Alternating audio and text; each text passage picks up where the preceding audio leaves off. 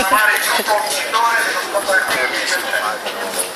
Prima di proclamare il gruppo vincitore, volevo ricordarvi che tra 10 minuti iniziano i workshop tematici nelle varie aule. Le indicazioni sul workshop sono in esercito, le vedete sul monitor all'ingresso. Chi non si è ancora iscritto ai workshop può farlo sempre.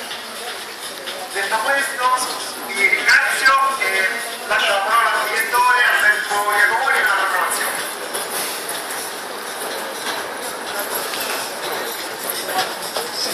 Allora, innanzitutto diciamo che noi adesso nomineremo 3 gruppi di cui il vincitore, ma ci tenevamo a segnalare 2 gruppi che hanno fatto un po' di tavolo. Ci tenevamo a segnalare 2 gruppi che hanno fatto 2 progetti molto belli, che sono il gruppo numero 5, di cui abbiamo molto apprezzato la dimensione performativa, oltre che anche l'idea, e l'altro gruppo che vogliamo segnalare, scusate ma non mi ricordo bene,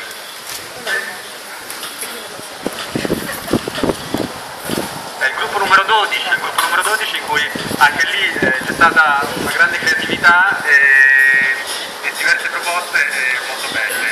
Il gruppo vincitore è il gruppo numero 13, che è stato coordinato da Alessio Tommasetti, composto da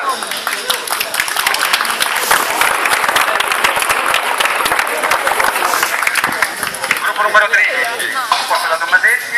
Erano i 3 cappelli, brainstorming, sogno io più un testo che sinceramente non ho capito, nessuno ha capito, ma abbiamo molto apprezzato, composto da Claudia Serena Pauselli, Vittorio Pellegrini, Lorenzo Berna, Arianna Peruzzi, Claudia Peruzzini, Maurizio Statti e Cristina Palmieri. Complimenti.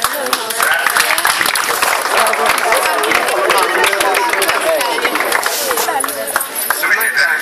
Eccoci.